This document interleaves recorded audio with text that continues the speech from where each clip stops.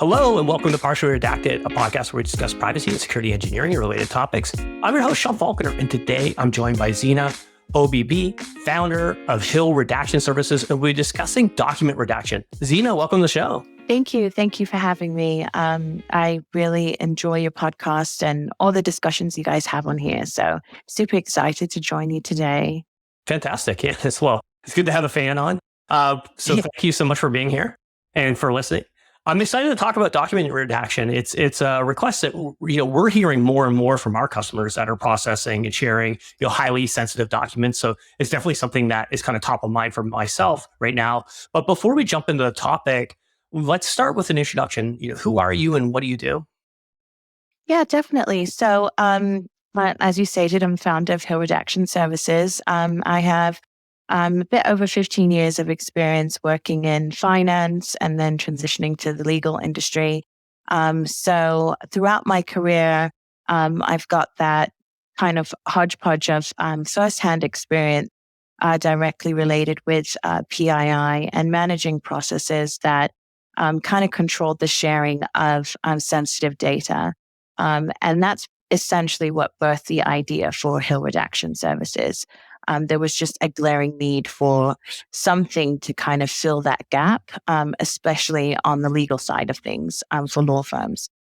So I think throughout my career, one key thing that I was very glaring for me between those finance and legal industries was just how very, very strict the compliance and data privacy regulations were. And it was the one thing that those two industries just had so in common, despite their differences. So I think my experience was a huge, huge impact in developing Hill Redaction Services and the concept of what we're doing here, and just being able to assist organizations with this aspect of data protection and document anonymization, which is massive. Yeah, absolutely. When was the company started? So it was founded originally 2019. Okay. So a similar time frame actually to when we started Skyflow. Yes. Yeah. So in terms of leading up to that experience, like what were you seeing? Companies. What was the main pain point or struggle that they were having when it came to trying to redact documents that might contain PII and other sensitive information? Yeah. So I think it's hard to pin one main thing. If I were to narrow it down, I think it kind of boiled down to two things, honestly. And that was just accuracy and timing. So the unfortunate thing is those things are kind of like feed into each other. So if you're redacting a document and it's not accurate, there's no point in doing the redaction, because the whole point of that redaction process is to completely remove all PII or PHI in order for it to be compliant and shareable. So accuracy is a major component, especially more specifically in that legal realm where that role fell heavily on, say, legal assistants or the paralegal. And there were other pressing tasks that one person had to now balance and kind of juggle. So more often than not, it was end up being a very rushed review and not a lot of time given to that accuracy. So there were missed redactions. And then to the other point that I mentioned, it being time consuming, it's just one of those things there's no way around it. You have to give it the time to do that thorough review to make sure you're redacting correctly. And a lot of times organizations struggle with that because it's cutting into those man hours. Redaction isn't their core process. Their process is whatever they've hired their team to do, and taking a chunk of their day, which could equate at times to 70% of their workload, just being redacting documents as a whole, when you look at it over the month, is insane. But that's what it is, exactly what it's like for a lot of these firms and organizations, just depending on their volume and the number of documents that they have to go through. What are some of the key concepts and techniques that people use for document redaction? Is this primarily a human-driven process, or are they using some level of automation to help speed up the process? I mean, I think it varies, and I think it varies organization to organization. I think it also varies depending on the volume. So, if it's a very small number of documents that require any kind of redaction, I think some sort of a solely manual review is sufficient. But for organizations that have a ton of documents that they're going through, literally in some instance, hundreds of thousands of pages, tens of thousands of pages, hundreds of pages, then in that instance, you often find kind of a marrying of automation and review, which is something we would recommend. What is the hard part from like an automation standpoint? How far does the automation get you? And then like where does sort of the human in the loop component need to come in and like fill in that gap? Right. Yeah. So, I mean, automation, I think as a whole and AI, I think anytime it kind of comes into an industry, I think kind of sweeps the whole thing by storm. And there's definitely a lot of advantages to that. There's just no way around. You have to see the advantages of automation in this day and age. But it's just not equipped to get everything. It's nothing is 100%. And especially when you're dealing with, say, our niche or our specialty, be it medical records, where these documents are extremely nuanced. So there are details that may require someone to have to kind of use human thinking to decipher, should this be redacted, should this not? And detailed text, especially anytime there's like handwriting, you'll find automation will miss things like that. Any kind of written information, or if the numbers don't follow a set sequence that it's programmed to recognize, you'll often find those things are missed within the automation or the redaction automation component. So it's definitely a big thing that's heavily used within the industry as a whole. Definitely recommended to have some sort of automation worked into your process if you're doing it yourself. But it's not going to get everything, and it's definitely not the only thing you should be relying on, because you are missing PII and PHI if that's the only resource you're using to redact. So when I was doing my graduate work, I worked also, it was sort of in the biotech space, and we were working on these like large scale data integration problems. And the big challenge historically there had been that people either did like fully manual integration between these sort of like heterogeneous data sets, or they did fully automated, and neither was ideal because fully manual was like way too long.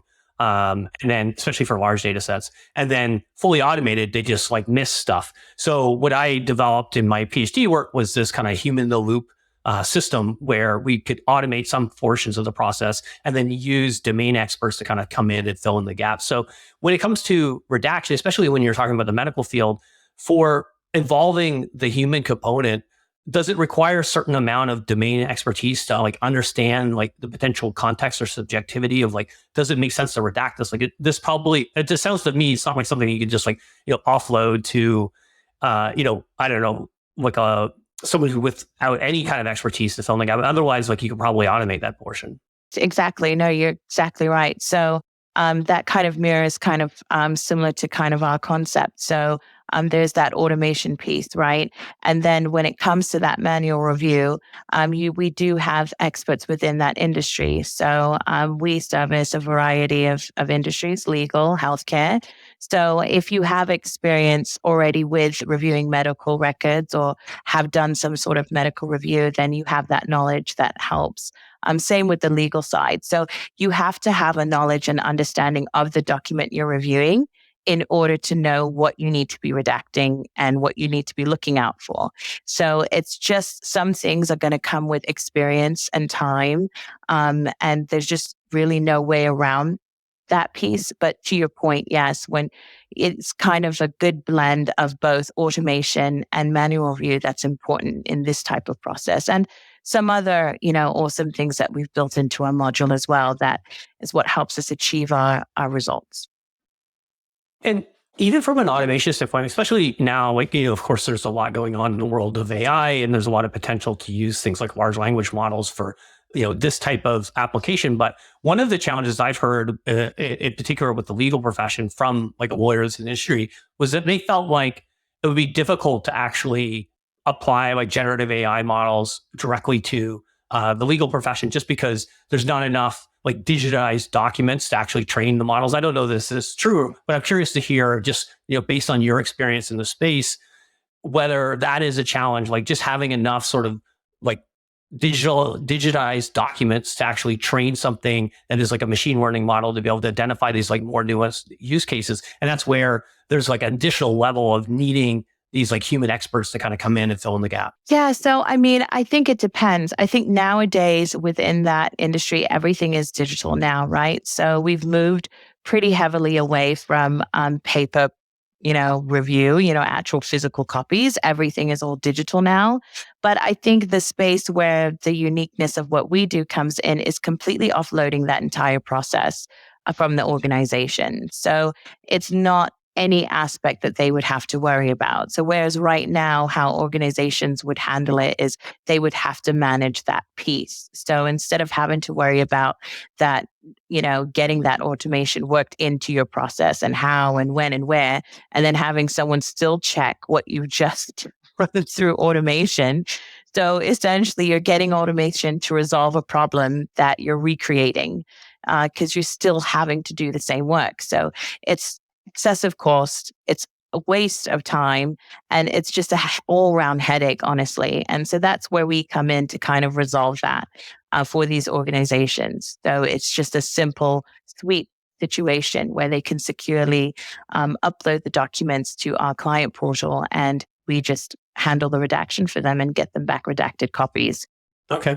And what are some of the like tools and technologies that are being used, behind the scenes to be able to perform this kind of stuff, and at least automate as much as possible so that you can speed up the time of the service? Yeah. So, I mean, specifically for the industry or specifically within our company?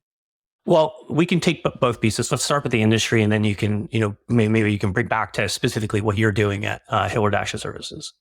Okay. So I think in the industry, it's a wide variety. I think automation, a lot of automated tools. I think a lot of people use different versions of, I think like Adobe is the most popular thing I've heard of that people use to do the redaction, utilize that redaction tool.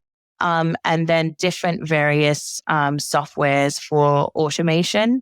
But again, it keeps having that issue of not being able to catch all the redaction that's needed or having to work that into their in-house system. So a lot of times firms have a system where they have all their caseloads uploaded to. And so they now have to figure out how to work in that redaction software into that, which usually means a lot of coding and back-end work. And again, additional costs to get set up and time. So that's primarily what we've noticed, at least in the legal space, how companies have gone when they're using tools in-house has been primarily that way. And then we've also surprisingly seen a lot of just the same old traditional where there's been no technology or software tools used, and it's just been complete manual review. I mean, that's actually been the most surprisingly in this day and age, the most common thing we've seen, where it's the legal assistant and the paralegal that's actually going through and doing a manual redaction and review digitally, of course. Yeah, just throw a bunch of people at it. Yeah, essentially, yeah. Yeah, and I would suspect that for a lot of those folks too, where like you mentioned earlier, it's not necessarily like what they were hired for originally. It's probably not the most fun part of their job, especially if it's sucking up 70% of their time. Yes. No, it's not. I mean, and the thing, especially within legals, there's always deadlines, there's always something that you have to prioritize the priority, So you have so many different things that you have to work on, everything's urgent. And so you end up having this situation where things get pushed. They have quotas, they have numbers they also have to reach when you're a legal assistant, when you're paralegal, so you're rushing through things. And I think to me, that's the more glaring situation there, is because, they're hired for this role, to handle this caseload. And the redaction takes up so much time within that process that they're rushing through it because it's not their job and they're not trained to do it. And, when you really look at it, it's not really the legal assistant's fault or the paralegal's fault. That's not their role. It's just an additional step that's kind of been thrown onto their plate.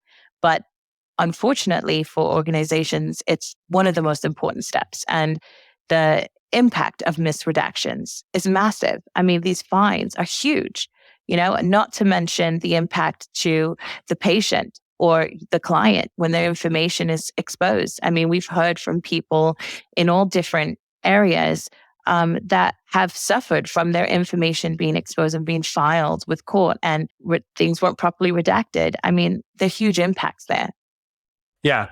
So, and I think there's also a challenge where if you have a person that is actually involved with redaction, I guess there's like a certain expectation of like, okay, well, this is now clean. We can just kind of move forward. But there's, like you mentioned, they're under tight deadlines. It's not their core job. There's a lot of chance for human error. So how do you essentially like certify or guarantee a reduced error rate when it comes to actually helping people with document redaction?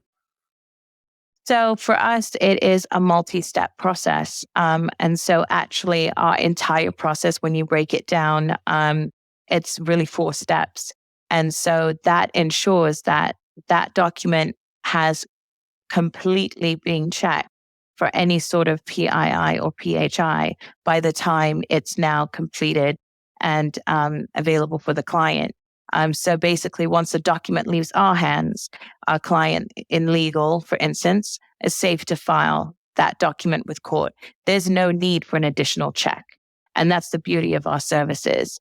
Now, other industries, for instance, that won't be filing with court, same difference, same result. The document is now safe to be shared.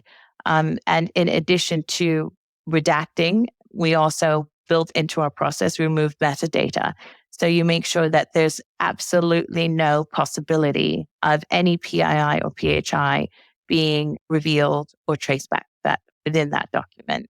So I think the beauty of it and the accuracy guarantee comes in the multiple steps and the time we're willing to put into that. So it's more costly on our end. It's more time consuming on our end, but we're delivering a higher quality service and accuracy. And I think that's more important. And I think that's the point of what it is. It's more than just, our clients. It's also this person, this person's information that's being put at risk.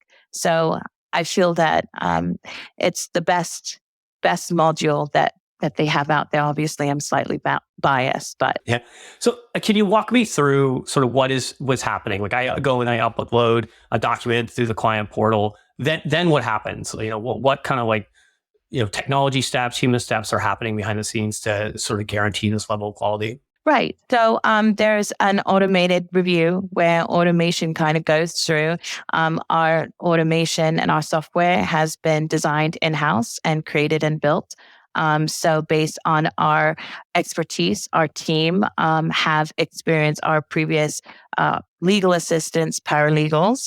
So have that hands-on experience with working in that realm, and also people that have had experience working in that medical industry. So they know these documents through and through, and we've worked together to create this really awesome software. So it's really our beautiful little custom secret that's been designed specifically for us by us. So the documents go through that software and they get the initial redaction, and then they're reviewed again manually. And checked for anything that's missed, which, you're usually going to find things. And then you also have a quality review check. And then there's another check where another percentage is checked again at a more kind of high level before it gets to the client. So a multi-step, primarily we discuss the 3 steps, but really when you break it down, it's a 4-step process. Is there any challenges in terms of like the variety of document types that you need to process? Like, is it primarily, dealing with similar types of documents, like it's all PDFs or all doc files or something like that? Or are you dealing with like a whole spectrum of different document types that you need to be able to figure out how do we actually, maybe it's an actual image, like how do you translate that into something that can be processed by an automated service to recognize the text and then, actually produce the output in the same document type and so forth. Can you kind of discuss a little bit about that? Yeah, so I think that's the great thing about the manual review component is because you're not limited to what the software can and can't do. So I know a lot of times, especially with automation, the challenges are when you have those images or in medical industries, when you have x-rays and you have certain sort of file formats, it could be challenges. But our software is constantly developing. It's constantly getting better. We're getting more and more types of file formats that we're able to assist, that we're able to push through that system. But ultimately, that's of no impact to the client because we still have our manual review component. So redaction is redaction, regardless the document. So we're fortunate enough where we're able to assist with redacting regardless of the file format. I don't think there's a file format we've come across, at least yet, that we've been unable to assist with. PDFs obviously are by far the easiest. Some of the other file formats are a little bit more time consuming, a little bit more challenging, but we work that in when we're communicating deadlines and timeframes with the client. And as long as that works for their time frame, then there's no issue. Is there ever any requests or use cases around like audio files or video files that you've had come across? Yeah, so we have gotten video and audio, but we're not yet at that stage where we're redacting video or audio. That's probably one of the next steps that we hope to grow towards. But we have occasionally gotten some. Our focus is primarily niched in just document review for now, at least. Okay. And then in terms of the legal profession and essentially healthcare and maybe some of the other clients you might be dealing with, are there specific industry regulations that they're trying to make sure that they are compliant with when it comes to document redaction? Yeah, so I mean, honestly, you name it, there are a ton. I think your biggest powerhouses, most commonly known, HIPAA, GDPR, are big ones. I think for firms, it varies. You have HIPAA, GLBA, FERPA, FOIA. I mean, there's so many. I think anytime that you are managing as an organization any sort of medical records, financial statements, you're going to be governed by some sort of compliance regulation. Yeah. And you probably should make sure that you're following those steps. And more often than not, redaction is going to need to be somewhere in that process. But the most common one that you'll see within legal will be GLBA, GDPR, and HIPAA. Mm-hmm. And then are there any like industry like testing standards or certification standards in terms of like being able to test whether a particular service or automated process for redacting is like better than another against some like standard test set? Like you see that in various forms of machine learning and other areas within the technology industry of like, hey, here's like the benchmark. You need to be scoring above, whatever to be at this level, or here's what the industry standard is, the best in the industry. Does anything like that exist in this area of document redaction? I think, unfortunately, not specifically. It's a very, I think more so what's going to separate, I think, people, the men from the boys, so to speak, would be the accuracy, right? So the end result of what you get and the turn time of what you get. So finding that balance seems to be a big challenge in our industry, where you'll have a lot of people that are really pushing that turn time, but their accuracy isn't ideal, or it's just solely automation and they're skipping those multiple review steps. So finding that balance and finding a redaction service that really fits your needs is where kind of that looking around comes in, and just kind of interviewing and asking those questions and finding out, okay, hey, what's the turn time that we're expecting? And then, okay, what are your methods for this process? Are you doing multiple step reviews? And okay, when I get this document, is it safe and secure for me to share it? Or do I still need to do reviews? I think that's where we've had clients come to us with documents that they've had completed by other redaction services that they needed re-reviewed. And just simply sometimes just asking, hey, is this now, do I need to do another review when I get this internally? can also make that difference. So just making sure that you've kind of crossed those questions and actually asked those questions can make a difference, because depending on their module, it may not be necessarily an accuracy thing. They just may be more designed for you as the organization to still do the final legwork. Yeah, they might have sort of a focus on, I guess, like solving specific problems that maybe is not the full spectrum of the document redaction problem. Right. So, I mean, just in my opinion, I just think having those meetings, having those questions asked will save a lot of time and trouble and frustration down the line. But the unique thing about what we do is we do customize our projects to the needs of each client. So, the initial goal is to find out, okay, what are the redaction needs? And then we can kind of make those adjustments to fit in outside of our standard module, what works for you or what's going to fit your needs and your timelines, etc. So let's say that I wanted to, do this myself. What are some of your recommendations in terms of like best practices for doing this effectively? Yeah, definitely. So I think it goes back to that same thing of just the multiple steps. I think that's the most missed thing. And I think that's the biggest pain point within the industry and for organizations when they're handling this redaction internally. I think people don't really give enough attention to the importance of misredactions and PII and PHI getting filed without it being concealed and the impacts there. So just you're going to have to dedicate that time to it. Yes, it's time consuming. Yes, it's more costly, but that's the only way to ensure that accuracy. You're going to have to do more than one step review. I see. And then, based on your experience of, working in this space, like how has automation and AI like impacted both the efficiency and accuracy of these various services that can do this kind of work? So I think that AI is always an amazing, fascinating thing. And I think it's brought a lot of positive change to the industry by way of automation.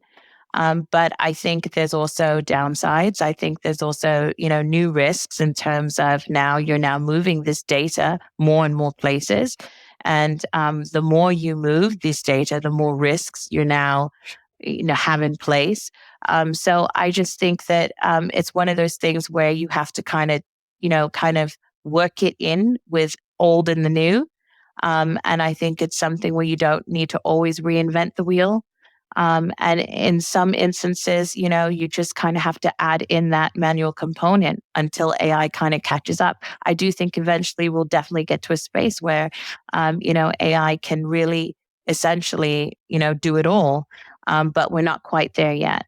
So, especially when you're talking medical records, you're going to need a manual review to kind of go through and decipher, especially when you're talking through, medical notes and handwriting, etc. How do you handle that at your company? Like, do you have domain experts that have that level of knowledge to be able to recognize those types of things?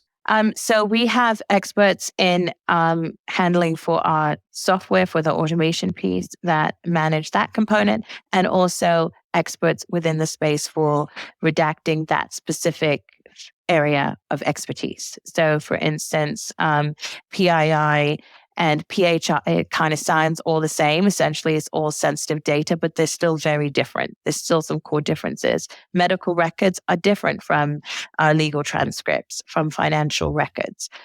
So they need to be treated differently. So you have, for us, we found it more ideal to just put the experts to handle the areas that they know. Right.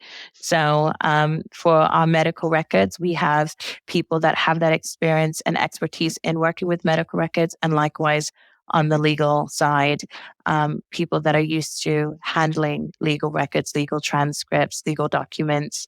They kind of know the flow of it and just makes it a lot easier. Is there ever, we talked a lot about how, automation might miss certain, nuance or context where you need this, a human to kind of step in and use their domain expertise. But what about on the flip side? Is there also a challenge around like a false negative or false positive where it's recognizing something is sensitive, but it's not actually sensitive? Yeah, definitely. You get that a lot. I mean, I think that's been one of the things we've heard clients complain about as well, because a lot of the software, it may do like an automation component, but they'll still have to have someone kind of at desk reviewing all the things it's flagged and say yay or nay, or it spits out a redacted copy and it's redacted a bunch of things that didn't need to be redacted. And there's nothing more time consuming than having to go back, because you can't unredact a document, so to speak. So you literally have to start over. It's easier to fix a mixed redaction than you can't unredact. So it's a headache in that regard when it comes to automation. I think on our side, that's where the expertise and the industry experience comes in. We've been able to work with our developers to avoid those issues with our own in-house software.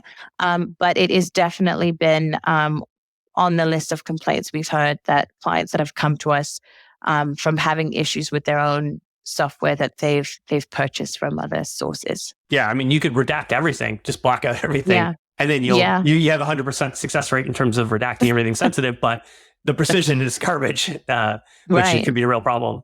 And then especially too in legal. So you need the information in the document. And that's the thing about redaction. It's not that it's not the entire document that needs to be redacted. There's core information within that document that needs to be used within that case, or there's core information within that document that still needs to be shared from medical records perspective between healthcare organizations. But it's just that sensitive information, that PHI, that needs to come out to protect the patient. And so that's where redaction has that unique space of coming in and just kind of very selectively kind of taking out that PHI. So redacting an entire page is kind of, pointless in a sense. Yeah, I mean, sounds like there's a lot of hard problems to try to solve in this particular space, and very nuanced. Yeah, absolutely. So, speaking of hard problems, you're also the founder of your own company. So, you've been at this for somewhere between 4 and 5 years. Like, what are some of the hardest parts of founding and building a company for you so far? I think for me, it's a little unfair comparatively to other entrepreneurs, because we started and made it through a pandemic. And I don't think many businesses can say that. And I think you can speak to that as well, Sean, that being in a company during that time is probably the most challenging. You're faced with things that there's no playbook for. So versus, other challenges you may have within building and growing a concept and an idea and a module, there's always kind of like a go-to on a consultant or someone you can kind of research answers for. But there was none of that during the pandemic. So it was really kind of shoot from the hip. And that's what we did. And we were able to, fortunately, we had an amazing team with us, and we were able to adjust and pivot how we needed to, and able to work through that time and come out of it stronger. So I definitely think that was the most challenging time for us, was just navigating the pandemic, and then making sure that you're also managing compliance rules and you're staying compliant while now moving to a fully remote space, which was required during the pandemic. So a lot of challenges there, as most companies had to go through. So by far, that's going in the books as the biggest challenge. Yeah, I mean, especially in the early days of the company, it's just so difficult. Like if you're doing everything remote, there's like just key conversations that are so much easier when you're doing it in person, or even like when it comes to customer research, testing different ideas, prototypes of the product, or whatever it is, shifting to fully remote work. There's a lot of things to navigate, and then even go to market. You have to kind of pivot, probably change the way that you might do go to market for the height of the pandemic world versus what you could have done previously with maybe showing up at a place of business and kind of showing them what you're doing. Yeah, that brand awareness piece is a challenge, so that was difficult. And then also too on internally. So, you're bringing together a bunch of people with a ton of expertise in their own right and subject matter experts. And you kind of need that bonding to take place, right? And that happens when you all come into the office together and you're all sitting by each other and you're kind of talking about different things. And that team building happens. And, when that breakdown happens behind the scenes in office, it makes it that much more challenging to kind of move the needle through things. So now when you take that away and everybody's kind of all, at home behind a screen and panicked about this pandemic, it makes it really hard to kind of get that camaraderie and that bonding and that team building up. Things that would just have been easier to kind of push through as a team, you now have to kind of take pause and kind of, push through these different steps. And then obviously dealing with people needing to be off because they're sick and different things. So a lot of challenges there, especially when you're just starting up. It's not ideal, but amazing lessons learned from it. I think things that, we'll have with us for life. So grateful for it in a sense. Yeah. There's a natural disconnect, I think, that happens when you're working remote. Like it's hard, like you mentioned, Completely. to build that like camaraderie. And that makes it also easier, I think, for for people, individuals to feel less connected to the company they work for and kind of make a, completely objective decision of like, hey, I'm going to go switch and do something else because I'm not that connected to the people that I'm working with. It really just becomes maybe a financial decision or something like that.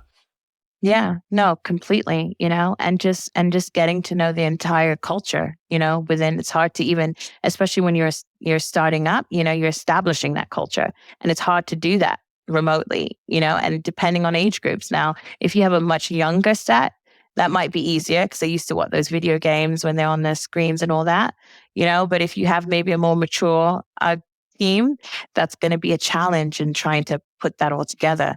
So a lot. Yeah, absolutely.